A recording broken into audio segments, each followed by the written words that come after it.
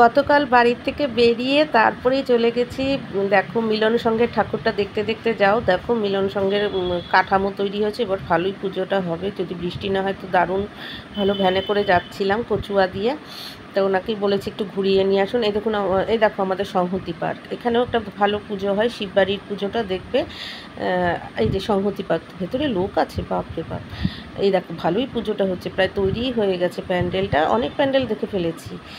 আমার আবার প্যান্ডেল দেখতে ভীষণ ভালো লাগে। ভিতরের ঠাকুর যদি লাইন দিয়ে দেখা হয় অতটা ভালো লাগে না, কেননা ঢুকতে না ঢুকতে বের করে দেয়, আর এত পোষায় না। আমার লাইন দিয়ে কোনো কিছুই ভালো লাগে না। দেখো এক একটা বাড়ি কি সুন্দর সুন্দর হয়েছে এখানে, আর প্রচুর ক্যাফেটেরিয়া হয়ে গেছে ছোটোখাটো, মানে একবার দিলে দিলে মানে শুধু বিরিয়ানির দোকান, এর দোকান, আর cafeteria, hotel, restaurant, shopping mall, বাপরে বাপরে বাপ। তবে ভালো হয়েছে কি বলো তো, রাস্তাগুলোর মধ্যে আলো এসে পড়ে, আর নোংরা দোকান তো না। এই দেখো চৌরঙ্গির কাছে এসে গেছি, বাদিকে দেখবে চৌরঙ্গি, আমি দেখাতে পেরেছি কিনা জানি না, বাদিকে বেশ জমজমাট চৌরঙ্গির ওইটা হয়।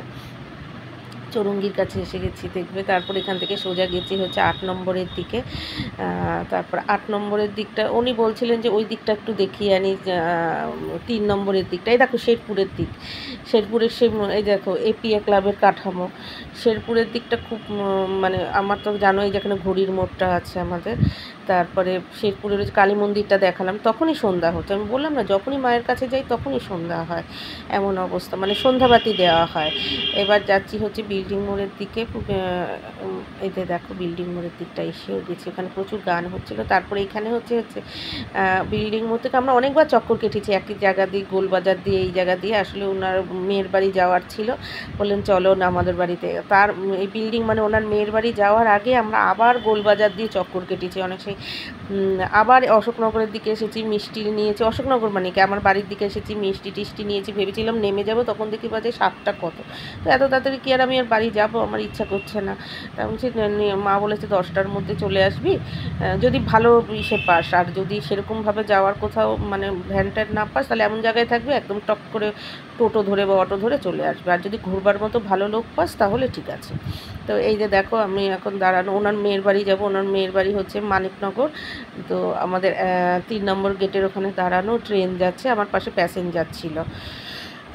তো ওখানেও একটা পুজোর প্যান্ডেলের মতো দেখেছি। ওই প্যাসেঞ্জারটা নামবে কি বাস স্ট্যান্ড না কি কোথায় নামবে, ভ্যান স্ট্যান্ড, মানে ভেতরে, অনেকটা ভেতরে। তো যাচ্ছি দেখো, অনেক ডান দিকে একটা পুজো আছে, খুব গান বাজছিল, তো এর জন্য আমি পুরোটাই অফ করে দিয়েছি। আমি নিজের জন্য ভয়েস দিচ্ছি। এটা আমাদের অশোকনগরের যে 3 নম্বর রেল গেট। দেখো বাবা কি জ্যাম, যাওয়ার সময়ও মানে জ্যাম পেয়েছি, মানে ট্রেন যাবে, আসার সময়ও পেয়েছি। তো আসার সময় যেহেতু আমার পাশে ওনার ছেলে ছিল, বাচ্চা ছেলে, এবং তার ওনার নাতনিটা, এর জন্য আমি আর ভিডিওটা ওই করিনি, কারণ একটু পুচকিদেরকে মানে পুচকিটাকে নিয়ে একটু ওই করতে করতে আসছিলাম, ছোট্ট একটা বাচ্চা। ওনার মেয়ের বাড়ি গিয়েছিলাম, ওখানে বসলাম, চা খেলাম। ওরা তখন রেডি হচ্ছিল বাড়ি ফিরবে, মানে ওনার ছেলেটা গেছে মেয়ের বাড়িতে, ছেলেটা ক্লাস 9-এ পড়ে, মানে দিদির জামাইবাবুর বাড়ি গেছে জামা কাপড়ের জন্য বোধহয়। এবার নিয়ে আসলো, বলে দিদি চলেন তাহলে ঘুরতে ঘুরতে আমার মেয়ের বাড়ি চলুন। আমি বলছি চলুন তাহলে। তারপরে একবারে ওদেরকে নিয়ে আমরা ফিরবো, আমি যে হ্যাঁ চলুন। তখন অনেক ওই বাজে, তো বাড়িতে তাড়াতাড়ি ঢুকেও গেছি। আর এখানে আসলে ওরা ফোন নাম্বারটা দিয়েছে, রেখেছি, কিন্তু নামটাই ভুলে গেছি। দেখো যাচ্ছি, আমার পাশে যাওয়ার সময় আমার পাশে প্যাসেঞ্জার ছিল, মানে আমি বলেছি যে আমাকে নিয়ে ঘুরতে ঘুরতে আপনি যে কটা প্যাসেঞ্জার পান নেন।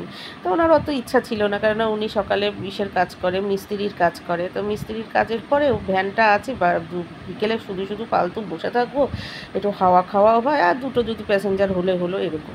ওনার অত মানে ওই ছিল না। আর আমি আর উনি চা আর ছোলা মাখা খেয়েছিলাম আগে থেকেই। তো তারপরে আবার যাওয়ার পরে আবার ওনার মেয়ের বাড়িতে চাটা দিয়েছে। ছোলা মাখাটা খুব ভালো খেয়েছে। উনি বললো যে খুব ভালো। বলছে হ্যাঁ, আমি দাঁড়িয়ে থেকে এইভাবে ওইভাবে মাখিয়েছি। এখন আমরা যাচ্ছি ওর মেয়ের বাড়ির দিকে। তো অনেকটা গেছি আসলে, যেহেতু যে প্যাসেঞ্জারটা ছিল সেই প্যাসেঞ্জারটা অনেকটা দূরে নেমেছে, যার জন্য আমারও যাওয়া হয়েছে। আমারও সাধারণত মানে এই 1-3 নম্বর গেটের ওপর দেখো, এখানেও আবার একটা পুজো হয়, দেখো কি সুন্দর। এইসব জায়গায় আমি আসিনি, মানে এসেছি মানে কলকাতায় যাওয়ার সময় যদি বাসে যাই টানা বেরিয়ে গেছি, কখনো থেমে থেমে যাইনি আমি। তো এর জন্য দেখতে দেখতে যাচ্ছিলাম। যশোর রোড কিন্তু এটা, বুঝতে পেরেছো, ইন্টারন্যাশনাল রোড, আন্তর্জাতিক রোড দিয়ে আমরা যাচ্ছি, ভালোই লাগছে। তবে একটা জিনিস জানো, ওইখানে যত যাচ্ছি তত যেন ঠান্ডা, আমাদের এই দিকটা কিন্তু আবার গরম। অথচ এই যে যাচ্ছি যে দিকটায় আমরা, যশোর রোড দিয়ে ওনার মেয়ের বাড়ির দিকটা, ওই জায়গাটা কিন্তু যত যাব কলকাতার দিক, কিন্তু তারপরে ওই জায়গাটার মধ্যে